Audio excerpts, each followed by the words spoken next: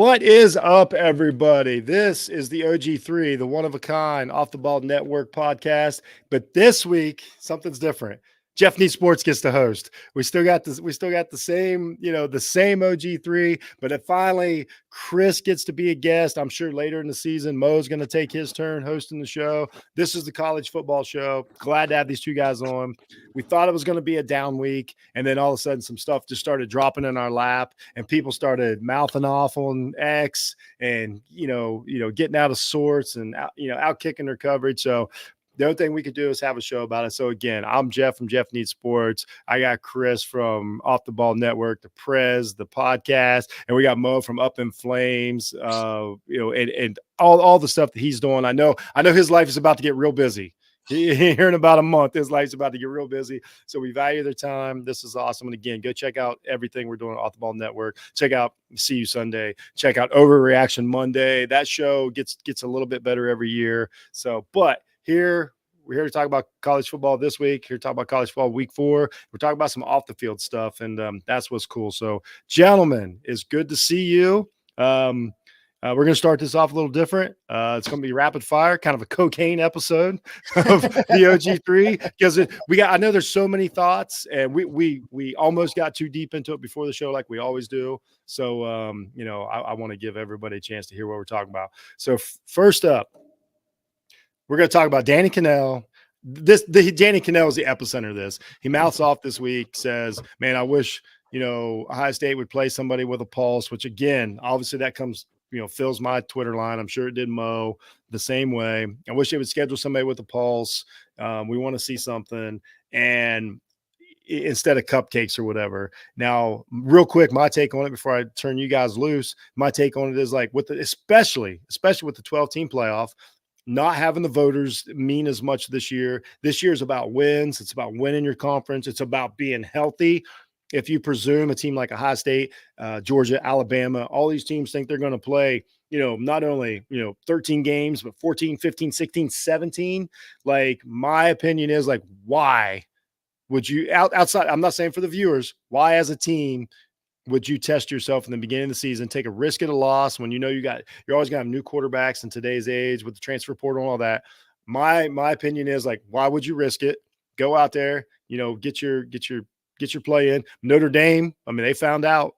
They, you know what I mean? They found out that, like, it's not always cupcakes. So my take is, like, why would you? It's about the long run. It's not about the short run with the big schools. Let the bottom 15 of the top 25, play each other, give people entertainment for a few weeks before the conference schedule starts. So, Mo Murphy, how do you feel about teams, playing cupcakes at the beginning of the season and, building up the stats before it starts? Oh, I'm kind of in the middle. I mean, it's one of those, like, okay, if you're Ohio State, yeah, we're 2-0. We had a bye week already. Like, we're 3 weeks into the season and we've already had a bye week. But you want to see how good they really are. But this is college sports. Like, at the same time will tell. Like, they don't have a preseason. So they don't get to put the starters out there and get some reps for a half or a quarter. They got the spring game. Then you got the whole summer, and then they roll into training camp, and then the season starts. So, like, these games are essentially kind of like they preseason before they roll into the conference schedule. Now, these non-conference games is where, like, Ohio State for the past 2 years did a home-and-home with Notre Dame. This is the thing, and because it stems from Ohio State. So this is their in-between year. I don't know if people realize that.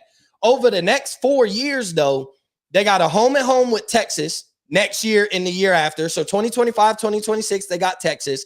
2027, 2028, they got Alabama. And I think they have a skip year in between. And then 2030, 2031, they got Georgia. So, like, and in college, they schedule these games like years in advance. So essentially, this is just their in-between year of Texas, Alabama, Georgia, when you had Notre Dame prior to that. So, yeah, you want to see them play a little bit tougher, but at the same time, like, also, this is why I'm in the middle. Like, yes, I would have loved Ohio State to have played even just a Clemson. Go out there, pound Clemson, show everybody you're a serious team like Georgia did. But this is how these small schools, the Northern Illinois, the Marshalls, this is how they get their money. Like, you realize the joke of Notre Dame losing was the fact that they paid Northern Illinois $1.6 million to take an L. Another school that had lost to one of the small schools was like, they paid over $1 million to this school to play them to take an L. So, like, this is where the small schools get their money. These other conferences outside of the Power 5 and really Power 4 now don't have the same revenue. Their revenue is playing these schools at the beginning and basically essentially being a preseason games. This is where we get our most money. And hey, you never know. Maybe we could be a Northern Illinois and beat a Notre Dame. Maybe we can be a Western Kentucky and play an Ohio State good for a first quarter or first half and kind of make it competitive for our level of football. We're not going to pull guys from Ohio State and get them to go to Western Kentucky, but Western Kentucky could run everything outside of the Power 4, and that's something to think about too.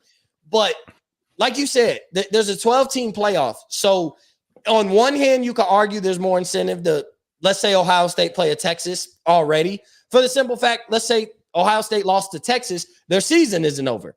One loss, you still could get in the playoffs. Right. You handle business in your conference, win your conference championship. There's nothing else to talk about.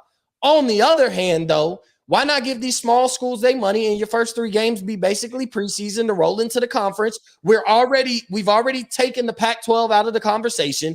We've taken the 2 strongest teams out of the Big 12 and put them in the SEC. So, like, why tell Alabama to schedule Ohio State in the first 2 weeks when they got Texas and Oklahoma and LSU and Georgia and Auburn, all these teams in a conference?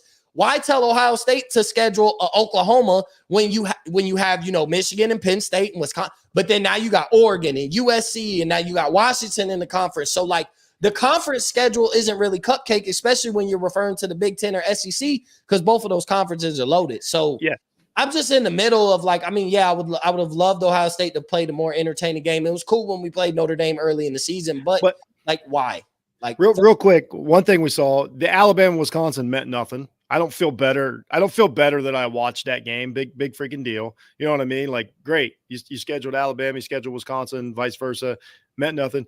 And then just real quick, like, you to touch on it, these other schools deserve their shot at the title. NIU proved that. We don't know what's going to happen. We've seen this. We've seen competitive games a lot of times. And then another thing is, like my wife said, well, do we need it? We don't need another NFL. Like that. That's what you're talking about. You want another NFL. You just want all the. That's what we know. We're going to get to that probably within the decade. We don't need it right now. Like, it's fun. I like going to a game. You know, seeing these other. I'm sure these other teams like to, you know, get their shot in the big stadium and play. Even if it's, you guys know, you were players. Even if it's man on man. If there's a dude from Marshall this weekend that's like, I am taking Jeremiah Smith out of this game, that might be a personal victory for that guy that he'll never forget. Like, we may not see it or know it or whatever. Like, I remember a few years ago, Western Michigan came in Ohio State. Some cat from Western Michigan went off. I want to say he had like 200 receiving yards in Ohio State, almost won the game single-handedly. They lost the game. Everybody's like, no big deal, lost. No, man, that dude, nobody will ever forget that game in Western Michigan history, that he had one of the greatest receiving games of all time. So, and again, you know, I don't know why we want to have all these teams playing at the end of the year and we need them beat up at the beginning of the year. So now, Chris LeBron, how do you feel about this? And obviously, it's a new world now. It's a new world of college football. So, you know, maybe in the BCS era and maybe even 14 playoff era, you know, maybe you get some. You get some, you know, big boys to try to start off the season, you know, and try to get that big win early, so you can get some, you know, some steam heading into, you know, then you play your cupcakes. But now it's like whatever, but it can backfire. Like, just because you schedule Northern Illinois at the crib doesn't mean you're gonna win. Because you just never know. Any given Saturday, we all know this, any given Sunday, we thought the Cowboys were going to go in and destroy the Saints. Guess what? It didn't happen. It flipped. It happens. So it could backfire on you when you do order, you know, you do that cupcake. The Miami, we played Middle Tennessee 2 years ago. And we thought that's a dub. They beat us by 28 at the crib. So it's, you know, and obviously a lot has changed in just a few years, but yeah, you know, you just got it in the 12-team playoff era. It's all about getting them W's.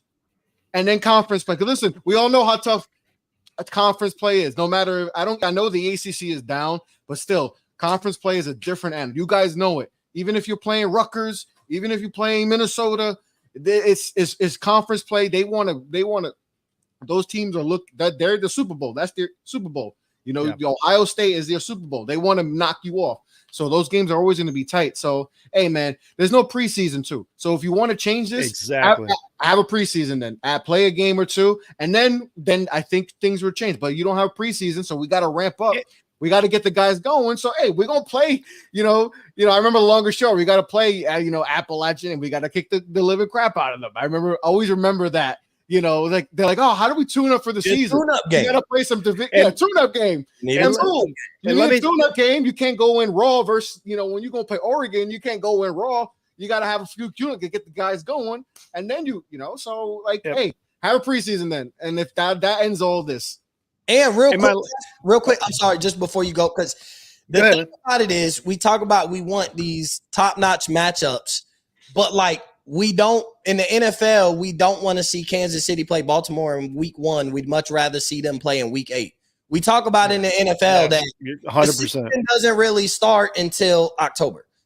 So they're playing these first 4 games no matter what they look like. We're talking about the Joe Burrows that don't play in the preseason and some of the quarterbacks and other players. And so it takes them some time to get going.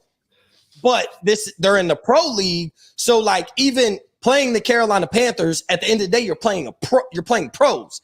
So it's not we didn't schedule this game to ease into our season, and every team wouldn't be able to do that.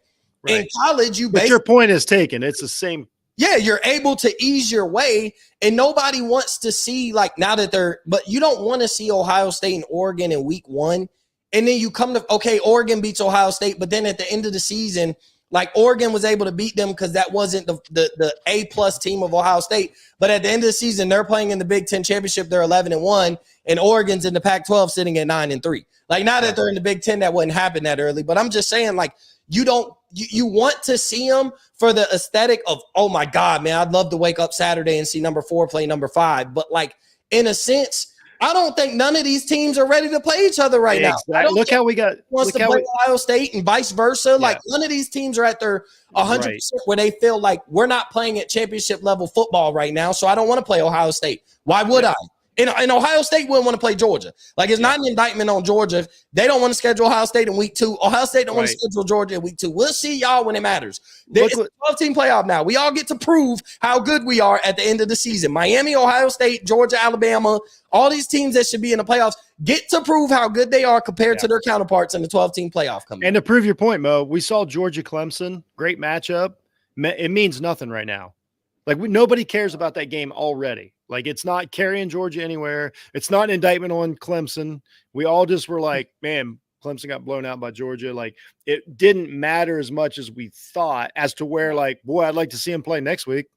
I'd like to see, wouldn't you like to see? I'd like to see Georgia Clemson. And my last argument for the cupcakes before we move on, I don't know if anybody else in this world remembers Buffalo, Ohio State in the shoe and Khalil Mack's coming out party that got him to the stage of where he's at now.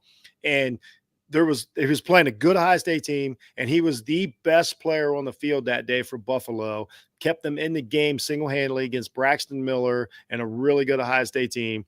And that was a showcase that he may not have had, if Ohio State was playing, insert Virginia Tech again here or something like that. You can take away some other stuff from these games, but and again, I'm just going to shout games too. I'm just going to shout out that it's also just Danny Cannell. Of course he picks Ohio State because that's clickbait. We all know how this works. It's a numbers game. So Ohio State walked into Virginia Tech one year. Yeah. Played them in the first, okay, we'll schedule a Power 5 team, but not the strongest ACC team, and lost. It's not like these teams always win, always murder, even when they go to the Power 5 route. You schedule a team you should beat, but give us a little bit of a challenge, and then also because you're not ready. Yeah, Ohio the transfer championship that year after losing the first game of the season. Yeah, so it goes to show that the final product in week 12, 13, and on is not the same as week 1, and that's the point of having these tune-up games. That's really the point. Give these small schools some money while we get ourselves ready for conference play, because you got to win your and you they know, get and you got to win your conference. these other schools get all summer to get ready and take down, one of the big boys. And if they catch a school like Memphis just beat Florida State. Florida State was undefeated last year before the bowl game. And, we know the story, but Florida State was on their way to the playoffs last season. Memphis just beat them this season. So like, should they have not, like, if they don't play that game, we don't get to see it. Not that Memphis has a chance to make the playoffs, but that's my whole point about, Actually, they might. Once you do, they could be the G5 representative. No, that's what I'm saying. Like, Memphis is a really good team, but like, if Florida State plays, whatever, we'll say Kansas last week, awesome, great matchup. They probably, whatever happens, but then we don't get to see Memphis play. Compare them. How can we compare these G5 schools if we stop? And I know that's not exactly what Danny was saying, but I thought it was something to talk about. And I think we talk about talking points. That's kind of what we do here. So we'll move on. This is a great talking point. It's going to be hard to squeeze this in a decent amount of time. This just came down, across the bow yesterday. So essentially the state of Georgia. I know this is very confusing because Georgia, the school is so, a big part of this. Georgia's governor put an executive order that schools, colleges, universities in Georgia can officially, starting next academic season, 2025, can start directly paying players. Now, I'm not trying to dumb anybody down, but if anybody's confused about this, the way it works now, regardless of what everybody off the ball network tries to tell me, right now, the universities are just brokers between donors and businesses and stuff that, a lot of it's a charade. A lot of it is like when you see Quinn Ewers on the Dr. Pepper's commercial, that's him making money off NIL. Some of it is just like a car dealer, giving money to a guy and saying, yeah, he works for me. Whatever, whether it's a charade or whether it's official, whether they're making real commercials, for Dr. Pepper or Wendy's or the Heisman House, or whether it's just like, a local, donut shop, giving a guy $100 to like shake hands. That's how the NIL works now. The schools are not putting out any money for the players. They're just brokers. Now in Georgia, the governor says that the schools can officially pay the players for any sport as long as the money is not state money. It can be revenue for the school and it can be donors, which essentially kind of what he's saying is, y'all donors, we can build up a big piggy bank, but the school is paying it out. And there is going to be some sort of cap on it. They don't know yet. A lot of people are fighting and all that, but we all know how this is going to go, gentlemen. It's going to happen. So to me, I'm just going to give my quick take on this because I know you guys got a lot to say. Here's my take on this. And this is the only way that college sports can survive is this, because until the schools or somebody gets control of the payout and starts dividing things up fairly, and then now you can start having contracts, and now you can start like governing like, salary caps and all these things. Unless that happens, you're just going to have billion-dollar donors. They're just going to start buying teams like SMU or even Ohio State. I'm not trying to be a hypocrite here, like all the money. You're going to have 5 teams that have some billionaire is going to be like, I'm going to give a quarterback $200 million to come to that's going to happen if we don't come up with some sort of structure that they should have done 100 years ago, like every other workforce in America, whatever. So this puts us, to me, my take is this puts us one step closer to some sort of structure to control all this. I know the other side of this is the end of college sports. I have no idea where you guys land. I only text that this subject is coming up. That's where Jeff Needs Sports is on it. You know what, Chris? I'm gonna let you go. Mo got the floor last time, and then now he'll get to like bounce off your thoughts. Jeff, you said something a few years back on how to fix this situation, and it would have cost a 0.00% of what they're spending now. Just give the kids a few $1,000s a month. That's all they wanted. They wasn't asking for millions. They were asking, yo, give us a little something. You could have gave them $2,000 for the month, $2,500, $3,000. It would have helped pay for a lot of stuff and get them by, and they would have been good, right? And they didn't do that, and now look at what has become. So when people get so uptight about what's going on, I was like, well, you have to blame the NCAA, because there's so many simple solutions to this problem that oh my God, there's no control. Look, kids only want to go there for money. Blah, blah, blah, blah. Well, guess what? That's something you created. A simple solution. Just a couple $1,000. That's it. We wasn't even talking about hundreds of thousands, 7-figure deals, this type of deal. Listen, just a couple $1,000 so I can go to McDonald's and get the number 10. So I don't have to keep getting the 2 for $4 burgers. I could get the big meal, or I could go get me a couple things for the week so I can make some grilled chicken. So that's it. You said this years ago, and that always stays in the back of my head. And now that we're seeing what we're seeing now, where we're essentially soon we're going to need a G. You're going to need the school's going to need a GM. You're going to need a GM. You're going to need a GM, because now that we're going to this, what you just said, Georgia is now they're going to legislate that, hey, schools directly are going to be paying the players, essentially their employees. Now you're going to have to add another position. You're going to need a GM. Yep. Just like that, football and NFL, we need GMs. In every sport, we need GMs to manage the salary cap, and make sure everything is in line. Who gets what? Guess what? Now you're going to create another position in college that these institutions probably like, we got to hire a GM, But this is all created by them because of their selfishness. And so whenever people get uptight, I'm like, oh, well, they created this. Stop getting mad at the players and all this. So get mad at the institutions, the NCAA. So, this is what happened. Hey, it changes. They did it to themselves. So, hey, they're going to get mad. People are going to get mad, all this. And I saw, there's a whole bunch of things, I saw Tennessee is adding a 10% revenue, added revenue for a player to pay for their play, and I know some people upset about that, but I think Tennessee fans are, if it means them getting the number 1 quarterback in the transfer portal, that I think they're going to be all right. I'll throw this in there real quick. It might also mean keeping a quarterback sometimes too. Also, I know Mo's got a lot. Mo's got a lot. Exactly. Here. So just the final, it's a new coming of age. I think we don't like change. We've been used to the same college football, the same style of how it's ran for whatever amount of years college football has been around. And now that there's change, people, oh my God, this is ruining the sport. No, we just saw some of the highest ratings in a long time in college football. People are still watching. You're still watching. You're still watching your team. Yeah. Right. So, and so it is what it is. Get used to it, Mo Murphy. Yeah, I mean, I don't really have that many. It's like it's about time. You knew this was inevitable once they said players can start getting paid. Okay, well, the first thing they were going to do, you knew all right, we got to control this because it got out of control. So, okay, how do we control it? Well, if the institutions can now pay players, then we can set contracts and salary caps and blah, blah, blah. Does this once you got a contract, like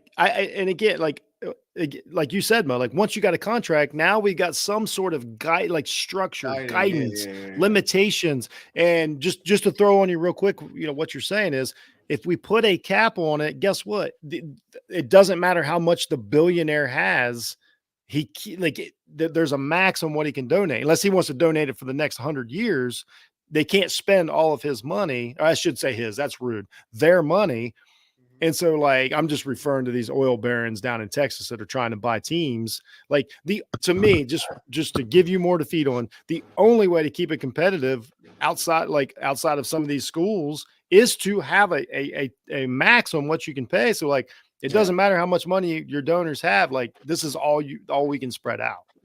Yeah. And it's one of those, I know, people are well, what about some of the other college sports? And all right, let's start checking the ratings then. If we're so concerned about all the other college sports, let's start checking the ratings for college hockey, college baseball, not the World Series of college baseball. That's the only thing people care about is the college World Series. The regular season. Yeah. Check the ratings for that. Let's check all these ratings because all y'all are such in an uproar. But we're going to get rid of all. Didn't watch. You're not watching. You're not attending these. Name one college baseball player. Yeah, you're not putting money in these guys. You're not putting money in these programs' pockets. So, yes, what runs the world is this? What runs the sports world? It's the same thing. Bro, what does ESPN make their most money off of? Putting the PGA Tour on ESPN or putting the NFL, college football, NBA, and college basketball, and women's college basketball, and women's NBA, WNBA. Like, you know what I'm saying?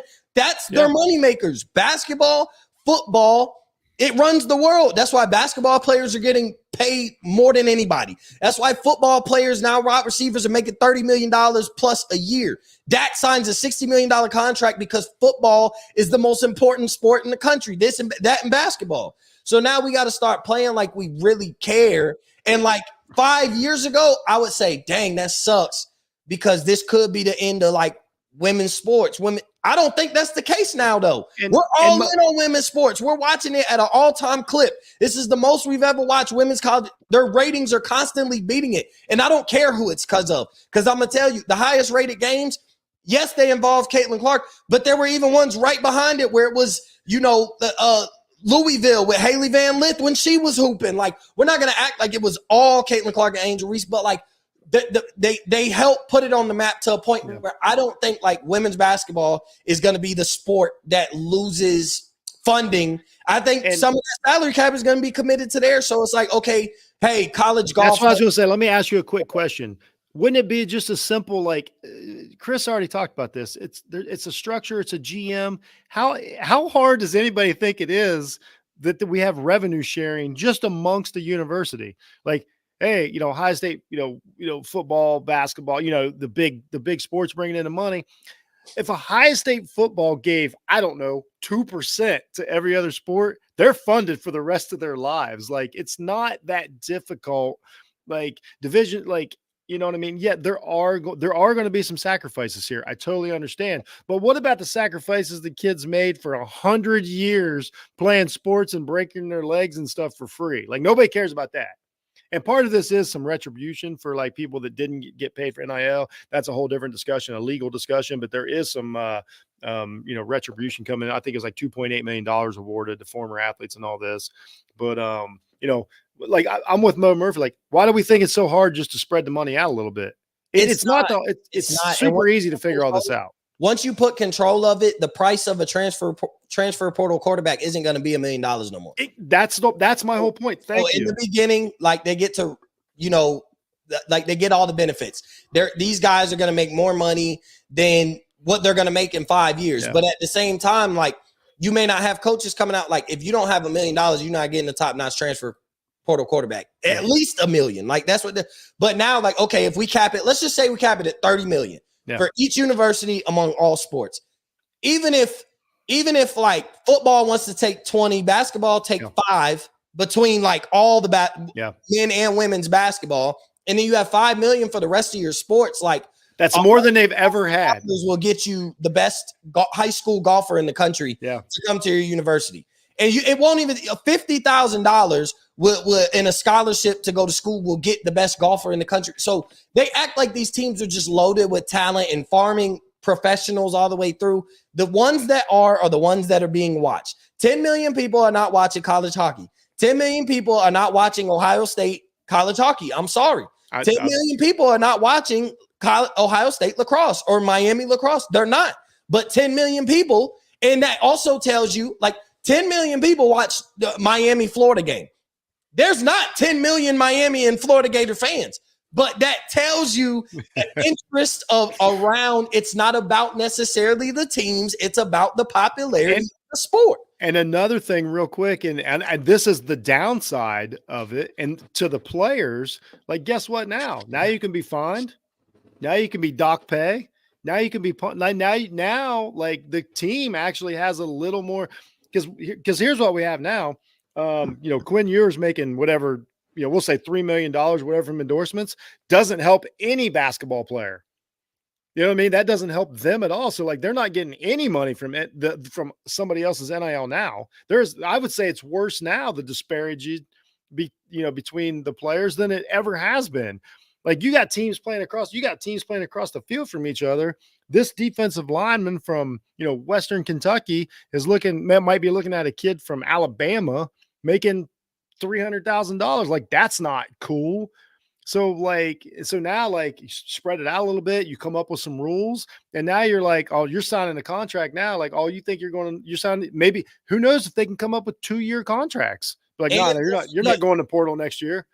Like, don't forget these guys are going to be making, like, if you have a salary cap, it's going to work just like pro sports. Yeah, like, it's going to be the exact same. LeBron makes whatever with the Lakers. He also he didn't become a billionaire by what he made on his NBA contract. Good point. It doesn't cancel the NIL. It doesn't cancel the Nike deals and the Frito-Lay deals or whatever. So these car companies are still, these car dealerships are still going to give these kids cars and $30,000 and say, hey, do a commercial for us, blah, blah, blah. Fanatics is still going to have these guys doing jersey signings, and we'll pay you $10,000 for an appearance. So like the superstars can still make money outside of whatever you can pay them to go there. But like it's just like in pro sports. Like these guys make a lot of their money off the field, off the court. You still can do that. So they're not take that away. But also they're like the teams regulate, like, nope, you can't work for this person. You can't work for you can't wear your beats at this certain time. Like at least there's some sort of structure. So everybody keeps telling me like, oh man, his 18-year-old doesn't have any rules. You guess what? You start making money, you got all kinds of rules. Mm-hmm. You know, you guys know what I'm talking about. Like you sign that contract, like you got all kinds of rules now. Like you think that the coach was hard on you before for speeding? Uh-huh. Wait till Chick-fil-A catches your ass. Let's just be real. There's no other profession or any type of where you don't get paid. Where not just that, but where nobody is more jealous than athletes. Oh, nobody. That's a lot. Because everyone dreamt about playing in some type of sport, baseball, basketball, football, whatever it is. So when things don't go the way you wanted to in life, you get bitter. So when you see these kids now, 18-year-olds driving Lamborghinis, and you got to drive your Toyota Corolla, 1999 Toyota Corolla, you know, and it's constantly breaking down. I want somebody to email in. It's got a shot of them driving their 99 Corolla. You know, and send you a T-shirt. Or they got to take the bus or the train every day, 2 hours to work. That's a lot of it, Chris. It's jealousy. A lot of it is jealousy. Here's my thing. Yo. But Mo, you know, people. You know what they're saying, Mo. Real quick though, and we all know that there's more. We won't get into it, but there's a little bit more. Yeah, we know what they're layer saying. To that, you know. Jealous but like no, I'm not. You're right. They are jealous. Like I'm not saying haters. Jealous for to ask you. I'm saying like you're jealous though. But think about it. Like these people are making this money because we put the money in their pockets. We go to the games. We watch every other business on TV.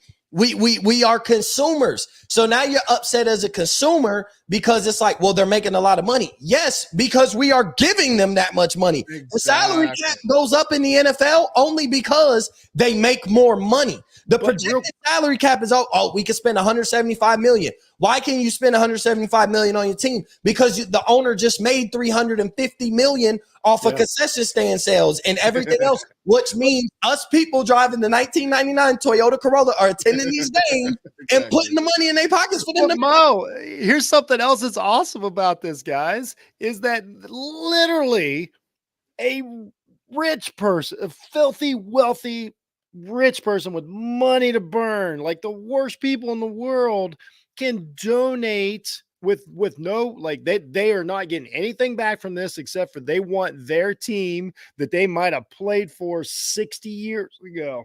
So like the salaries come out of this cat's pocket. Why does anybody? I don't understand. Like, why would we care? This isn't like raising ticket prices. Not yet. This isn't all that. This is like this oil baron can pay our team salaries next year. And people are like, nah, we don't want that. We want keep your money. Bro, give me $1 billion and watch the type of team I buy for. Oh boy. I was just about to say that. If I'm Bezos and I went to and I'm a University of Miami, best believe. But again, I'm at all the high school games in the country. I'm scouting for you guys. So just to be clear, that's what you can do right now because like teams like SMU next year are already going to be more than what Georgia State's university cap's going to be. So the only way to slow this down is to get some sort of control over it, because you want to talk about ruining college football. Like if we just if we just let rich idiots buy teams, we're gonna have 4 teams. It's gonna look stupid. Give me that's all I'm saying. Cam Ward would have made $10 million this year.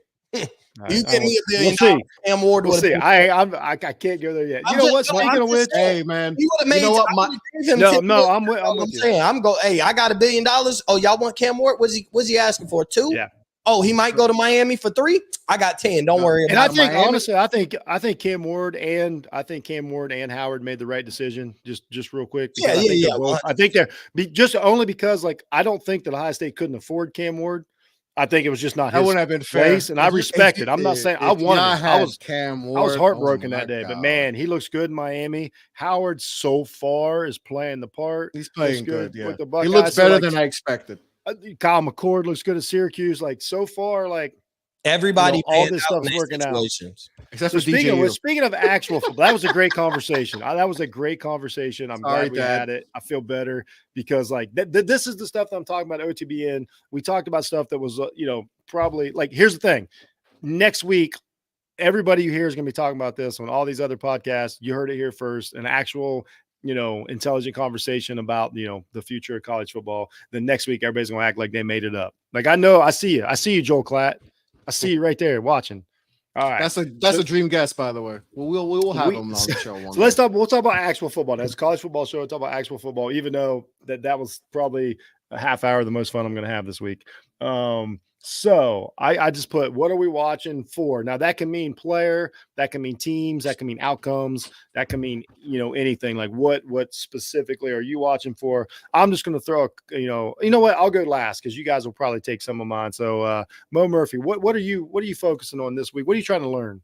Friday Night Lights. I'm focused on Friday night, the Big Ten matchup, Illinois versus Nebraska. Now, I got some stake in this only because we know I'm an Ohio State fan, and I don't really care about other Big Ten teams, but I do like being right, and I do like when I say something all summer, and so they continue to make me right. And so, like, Nebraska ranked 22. I said they'd be ranked. They then jumped into the rankings, playing a ranked number 24 Illinois, both teams undefeated. If Nebraska wins this game, that tread of there being 6-1, 7-0 heading into the Ohio State game and ranked will still stand. I think this is probably their last tough test prior to Ohio State. I think after this, they should be like fair favorites for the rest of the time. But I think that's a big time game. It's probably going to be a little sloppy, a little ugly. It's Friday night. It's Big Ten. Everybody gets to watch it. It's 21-20 type of game. And this is boring Big Ten football. But like this is a matchup that's good, and it's going to tell you a lot about both teams. Like, is Nebraska for real? They look for real. They are able to knock down the hype train of Colorado. So that's a big deal. I don't think we value the win. When you're talking about college football, guys, I don't think that win for Nebraska was as huge, like in the football scheme of things, but it was huge in the national landscape of things, of being able to beat them and being able to dominate them. But now, like, you have a conference test, an opponent, undefeated, ranked, coming into your house on Friday night. And you're going to basically be the lone game, the game to watch. And so I'm looking forward to that game. No, this was on my list. These teams are good. I totally agree. Both are good. We got the freshman quarterback, Raiola. I think it's Raiola or Raiola. I apologize. Yeah, Raiola. Yeah. I mean, I think admittedly, Mahomes, I got not even a mini-me, just whatever, like Mahomes, like, clone or whatever we're going to call this cat. It's kind of funny. Why are people so mad about that? No, I like that he leans into it, but I like how he's played. Kobe Bryant legit copied and pasted Michael Jordan, but we're mad Dylan Raiola. Yeah, you know what? Maybe Raiola's right, but anyway, I like how both these teams are playing. He's a kid, playing. Bro. He's 17. Let him enjoy it. With Mo, the matchup with Ohio State's coming. I may sneak to that game. That was definitely on my list. I'm gonna cross that one off. So Illinois, Nebraska. And what I like about that game is going to tell us a lot. Tells us a lot. That's one of these games that tells us a lot about college football. Maybe not now, but maybe in a few weeks. So, Chris LeBron, what you focusing on? Man, there's some good. There are some good games. That's a really good game. Nebraska's. We talked. Remember, I don't know if you remember. We said like, all right, which of these like blue blood programs that have faded away the last. We had our blue blood show. It was really good. And we talked about Nebraska, and we said that they're the blue bloods that They're the blue blood program that could fade away. And it's crazy how one player could possibly change. I think we actually took them. We actually took them out of the blue bloods. I believe we took them out. Yeah, we took them out. I was going to say we took them out, but it's crazy how one player, well, not just one player, but Matt Rule first, getting him last year to be the head coach, because and then getting Raiola, how that could change a program. And I see that with my own team. And now I'll do different because he's a transfer, Cam Ward. But still, it's the same thing. We see the difference with these, especially with these two programs who have fallen off hard times, how it changes and it brings that new energy. Like the Colorado game, it really wasn't. It shouldn't have been as big of a deal as it was. Obviously, Dion in Colorado makes it big, but it shouldn't. But it felt like a big time football game. Like regardless of you watched it and you're like, is Nebraska the number one team in the country? Like it felt like they were the number one team in the country. Like Colorado's and it had that feel. And it's like, okay, like Nebraska being relevant is good. So like I'm not that I'm rooting for Nebraska, but it's just crazy how like that one quarterback, if you find the quarterback, it changes everything. Quarterback coach, yep. Absolutely. And so, like, that's going to be, and Illinois has been off to a really good start this year. Obviously, I'm going to be into Miami, UCF. That's USF. USF, my bad. We're going to USF. You gotta watch out for South Florida. Yeah. We gotta be careful with them. They always play Bama well. We see that every year. So, but I think this is a different fit. No, and I'm just about to say that I don't feel the same like anxiousness. Maybe if this was the last few years of Miami, I feel good. I feel like, no, we have the best player on the field. He's going to take care of business. So I'm not as stressed that I would be maybe if we didn't have Cam Ward. If this was Emory Williams or whoever else playing quarterback, maybe I'm stressed, or Tyler Van Dyke. And shout out to Tyler. I hope he's well. I know there were some people who so I saw some Miami fans really happy he got hurt. He's a Miami Hurricane. Yes. It didn't go the way we wanted to, but he was one of us for 4 years. No, we don't do that. We don't root for players that get hurt. That was an unfortunate. That was tough. That was tough to watch. So wish the best for Tyler Van Dyke. But I feel good going into this game with Cam Ward. So I'm excited. I really am excited because this is a big game. This is a big game. Trying to sweep the floor. We're trying to sweep the Florida. We're trying to get that sweep of the Florida team. So it is a big deal. And again, this is one of those that I'll be watching. Like, does Miami walk through this team? That's what you can learn from how good a team plays against a team that they should beat. And this is one of those games. Another one of those. Can Clemson keep up their momentum? I'm just curious. Like, I think Clemson might be way better than I thought they were. And so, I just want to see if they just keep up their momentum, play crisp again, see if the quarterback can play. Because now the ACC, with what we just talked about, Miami gets really interesting. Of course, the Tennessee-Oklahoma, just want to see what happens. I got Oklahoma's first SEC game ever, and is a big deal. At home, right? It's in Norman, Tennessee. Tennessee is 7 points. They're 7 point Tennessee's favorites. hot. Bro, 7 point favorites on the road. They will be because they look like they could win the national championship right now. They really have looked like one Tennessee's got everything. That top 7, 8, that top 8, I would say 7 of those top 8 have really looked like, man, they might win at some point. Now, I know Georgia's coming off the scare against Kentucky or whatever, but Georgia's Georgia, we know they buckle down. At their best, we've seen them look like contenders. I totally agree. The only team I would say in the top 8 that I haven't been the most impressed with would be Missouri. Miami's sitting at 8, and I think they could be real competitive. I'm not that big. I watched Missouri last week against Boston College. I was disappointed last week. Hey, BC, man. BC they're competing. Man, what Mo's saying is overrated teams though. Florida State was clearly overrated.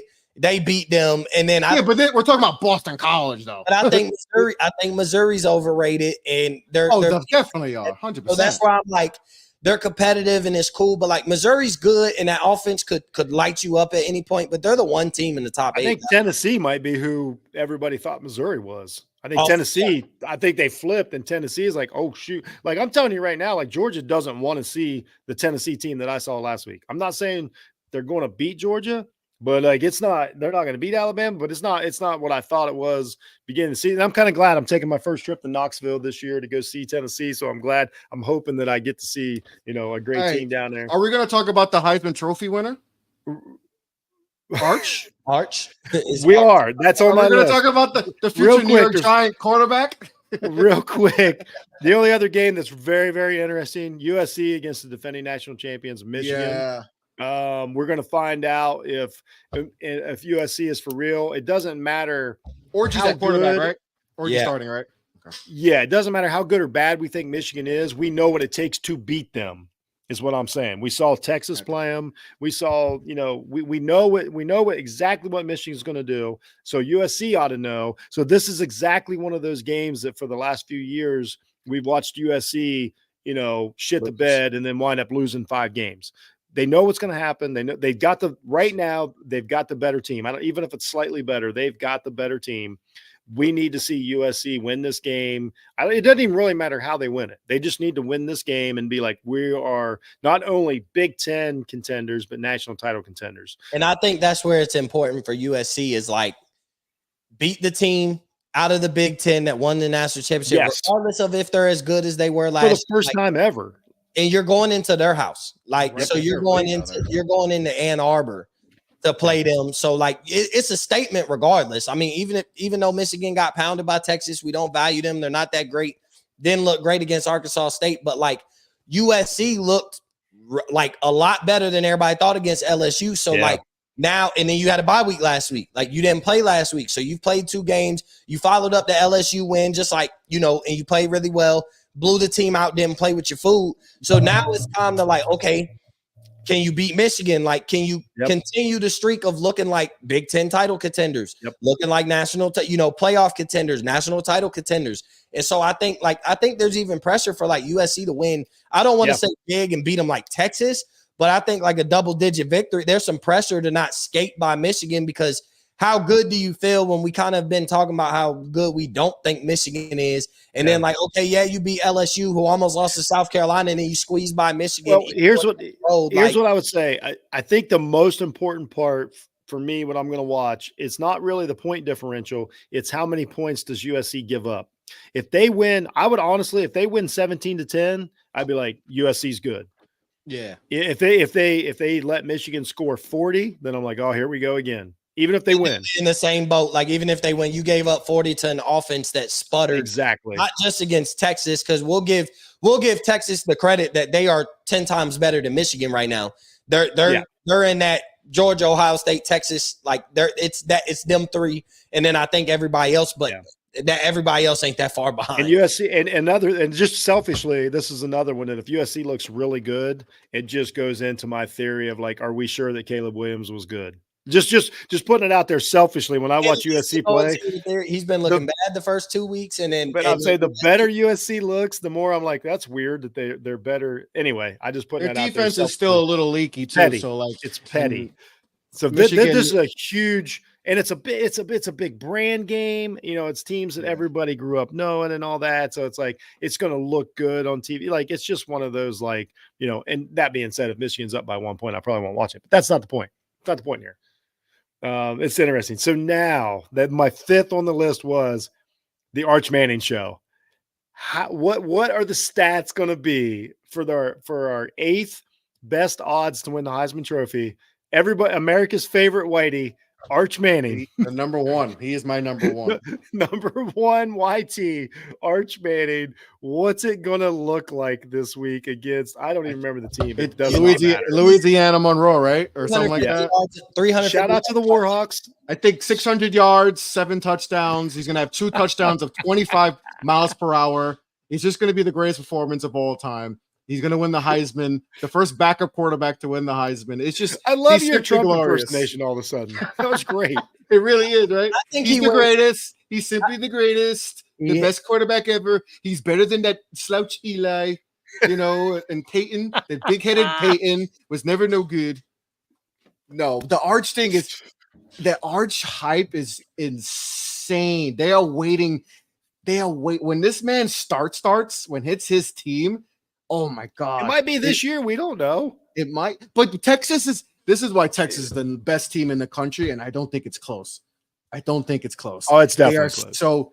This Chris, is my you have not lived and died with no. college football like You're Ohio State. Your guys are there. Maybe not close, but this is why they're the number one team in the country. This is why I think maybe not close. That they're by far, but this is why number one team. They're deep everywhere. Yeah. Everywhere, and to know you have your backup quarterback, your backup quarterback's a second starter for 90% of the country, even the top teams in the country is telling, so that's why they're in good position because now Quinn can just chill. Rest up. We don't need you right now. Though we don't know that. Like, and the reason I say this, you're saying that they could be like, you could potentially lost your job. Or you think Manning might not be that good? No, I'm saying we don't know that like Arch can come in and do the same thing that's Quinn what I'm watching. Because like here's my thing. I think 350 and 4 touchdowns against Louisiana Monroe. You show them off, they blow them out early. You're not going to play them, but so much. My thing is though the difference that here's where Texas fit. Are we sure we're not better with Arch Manning? Arch Manning never beat Alabama on the road. Arch Manning hasn't played in a playoff game. Arch Manning hasn't played in the conference championship game. So, like, Quinn Ewers has been battle-tested through this point where I know because of an injury, everybody wants to throw, and not y'all, we're just enjoying the show. Yeah. You want to throw Arch as like, oh, yeah, he could replace Quinn Ewers and do the same job he can, and it's going to be just as loud when he puts up 350 and 4 touchdowns against Louisiana Monroe and runs for 50, 60, 70 yards.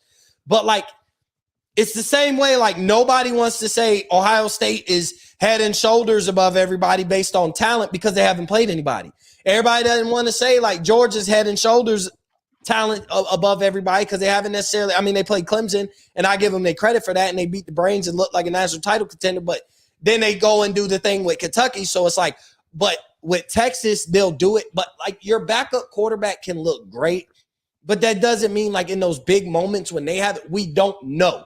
That's all I'm saying is we don't know what Arch looks like when going to Auburn. Going to Auburn on the road, you haven't played in that kind of game yet. We don't know what it looks like. Then you start talking about what does he look like against Bama? What does he look like against Georgia's defense? So that's my only thing is like we want to throw Arch as the man. If Ewers went down and was out for the season, the way it looks, Arch would do just as good a job. He might even be better. He might be. He might be better. Next year, he might be the guy. Quinn Ewers gets them to the national championship. Arch might be the guy to win the national championship next year. But until I see it against that elite competition, I don't know. Like, he appears that good against the bad team, but is he that good? We don't know. And here's what's awesome. I agree with both things that you guys just said. That's why I'm watching Arch Manning. If it looks bad, it's awesome. If it looks fantastic, it's awesome. If it looks mediocre, it's not as awesome. But I don't think it's going to be in between. Not playing a great opponent. Dana Cannell's going to be really upset that Texas didn't schedule. I don't know. The Saints. Dana Cannell wanted Texas to schedule the Saints this week, but I just think it's very interesting to watch because that's what makes college football fun is the storylines. That's what makes podcasting fun is the storylines. Again, that's why we don't have underreaction Monday. You know what I mean? Like this is what's fun that's what you can take out of a game that's going to be a blowout. No matter how he plays, it's not going to be close. But then we get to take something out of a game like that. So, gentlemen, as always, this has been great. Always appreciate your time. Everybody out there, thanks for watching. Thanks for listening. This will be out on Jeff Needs Sports, the audio podcast. Two of the best in the game with me. I'm glad I got to host this week. We're gonna keep this thing going. Check out Off the Ball Network for everything. Follow us on all the socials. You know the deal. For Mo, for Chris, for Jeff, this is the OG3 and Arch Manning and Arch Manning. Yeah. As of now, number one Whitey. We'll check in next week with the YT rankings, just so I don't get in trouble. Have a great day, everyone.